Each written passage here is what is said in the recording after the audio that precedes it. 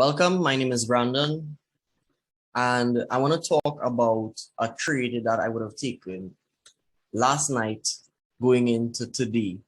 I'm already out of the trade, and I want to explain why I made the decision that I made. Now, the trade did happen on EuroCAD, as you can see here, right? And believe it or not, earlier this week, I also lost the trade on this very same pair. So I was down 10 pips to start the week, and that was actually on Monday. And I did post a video on this exact topic, this exact case. But lo and behold, later in the week, today is Wednesday, and I took back the 10 pips that I would have lost, and I made 50 pips on top of that. I made 60 pips from this trade that I'm going to discuss here. So I'm not, and this is not the only trade that I would have taken throughout the course of the week.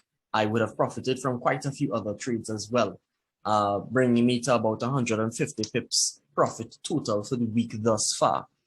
But I want to really discuss why I would have made this decision to take this trade on EuroCAD here right now. So I am a big believer in you're always going to be trading within a trap. No matter what direction, how you want to swing it, how you want to scan it, how you want to explain it, there's always a trap within this industry. On every currency pair, every time frame, everywhere you look, everywhere you go. The idea is not so much to try to avoid the trap, but to really have a better understanding of how to navigate within the trap. Because like I said, you're always going to be trading within a trap somewhere. There's always a trap. It's set for both buyers and sellers at the same time. That being said, a trap might look like what exactly you're seeing here, where the dealer is going to induce the masses to do something. All right? Think about what I'm trying to tell you here. When you want to trap somebody, you're going to induce them by baiting them, right? When you want to trap a mouse, you're going to bait the mouse with some cheese or something sweet, right?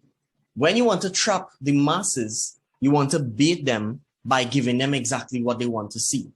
By virtue of the masses typically trade support, resistance, and trend lines. Now, that being said, as you can see here on EuroCAD, there is a very, very beautiful trend line playing out here, this big bullish trend line here, and I'll explain the loss just now, but there's a very big, beautiful bullish trend line here, which means the masses would be induced to buy.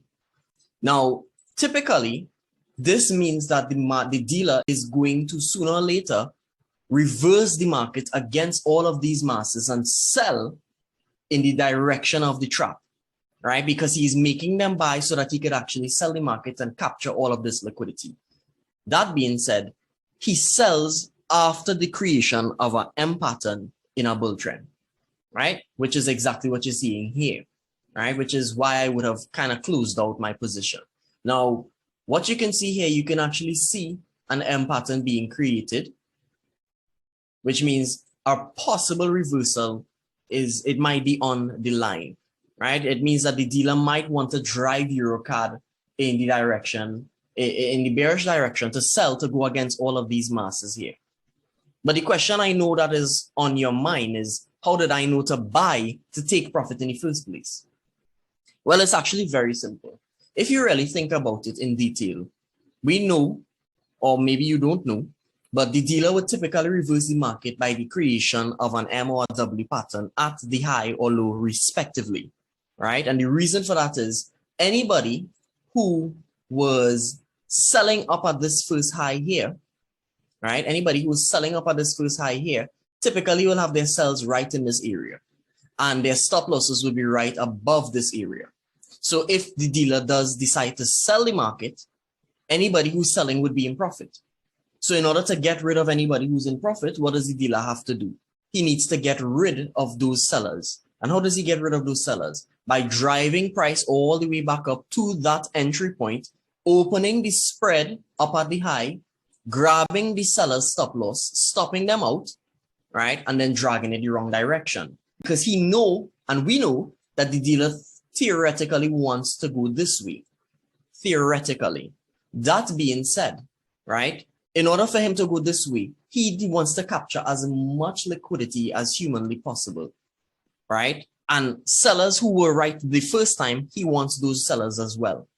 But simultaneously, he also wants to get rid of buyers one last time. Because what do you think is happening up at this high here? Right in this very area where sellers' stop losses are, they also have buyers who have buy stops up at that area. So anybody, because these are breakout traders, so anybody who is anticipating that Eurocard is going to continue to bypass this area would and has a buy stop would theoretically be grabbed. Their buy stop order would be grabbed by virtue of the dealer opening the spread, manipulating the spread, grabbing the buy stop, activating it, and then dragging it the wrong way.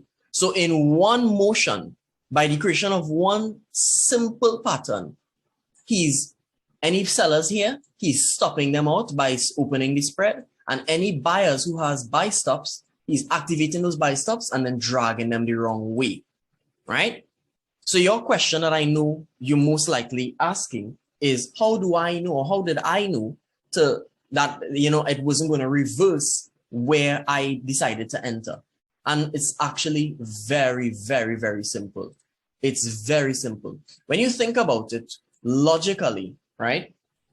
When you think about it logically, you know that if the dealer wants to reverse, and I just explained this, you know that the dealer wants to reverse the market by the creation of an M pattern, right?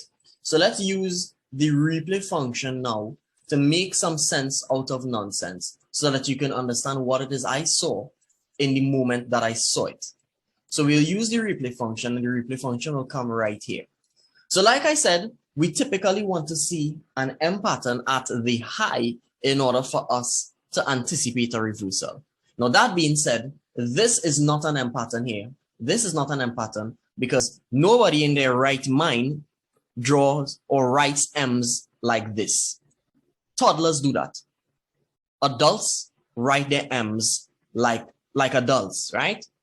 Very uniform and all of that. In a case like this, how do you know where you should enter for sells? How do you know that you should even enter for sells? Because it's a clean break of the previous high.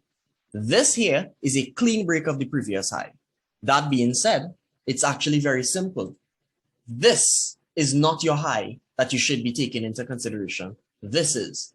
So you draw a zone up at this area, and we are anticipating the market to theoretically go back to this high periodical, just temporarily, because we are anticipating the market to at least create an M off of this high. In other words, because the market is not at this high currently, we can assume that if it wants to reverse because there's a very beautiful trend, we can assume that the market is going to continue in that intended direction, at least to this minimum high here, right? And then if we use what I typically use for entry criteria, I am a momentum-based trader and I use momentum to my advantage. Typically, I'm going to look at the fact that Eurocard overall at this point is bullish. Eurocard currently is also bullish, right? It's rejecting the lows. It's creating higher highs and higher highs and higher highs, right? And then there's a bullish ECR that occurred right here. At this point, all I need is a red candle to respect my moving averages to give me that last entry criteria. And at this point, I'm going to say, you know what? It makes sense to me to buy. And let's see what happens. Because we theoretically are anticipating the market to go back to this high, right? Let's see what happens.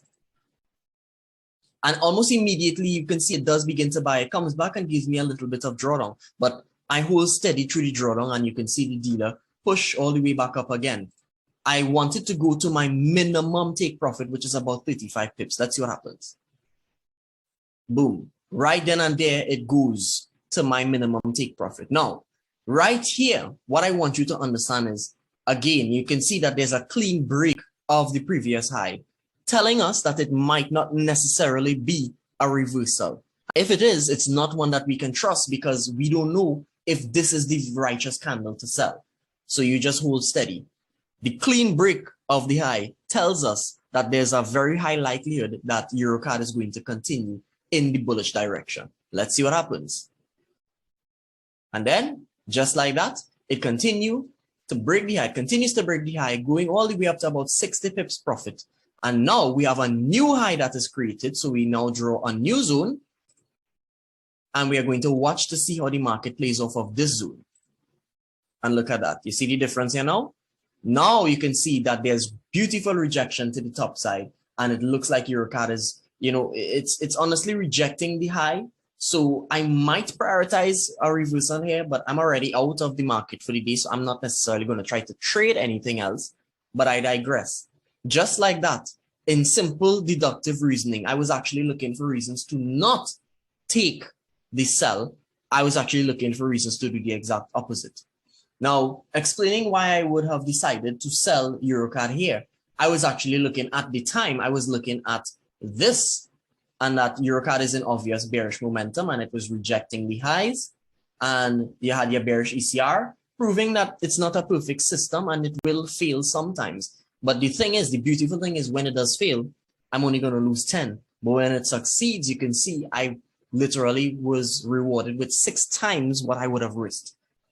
And it's just that simple. So this is just a quick insight into why I would have made the decision that I made to buy Eurocard last night. And furthermore, I did call this. I said it before it happened. And literally right as I entered, probably like not even 30 minutes later is when it decided to just move off. And I went to bed. Like I said that I always do, I went to bed. So that's just a little insight, as I would have mentioned, into Eurocard and why I would have bought it and why it would have given me the profits that it did. And yeah, so I hope you enjoyed this. If you like this, don't be afraid to reach out to me and ask me any more questions if it is you have any. Feel free to hit like if it is you like this type of content. If you prefer this type of content, let me know. Comment below, what would you have done in this scenario? Would you have bought Eurocard? Would you have sold Eurocard? What would you have done? Also, hit subscribe if you want to see more content like this and ring the bell because it does obviously help a lot. And you will be alerted directly when I do post another video so you can stay up to date with my shenanigans as a trader. Right, and yeah, feel free to reach out to me as I would have mentioned at Ikata Trading on Telegram, Instagram, YouTube, TikTok, wherever you feel free.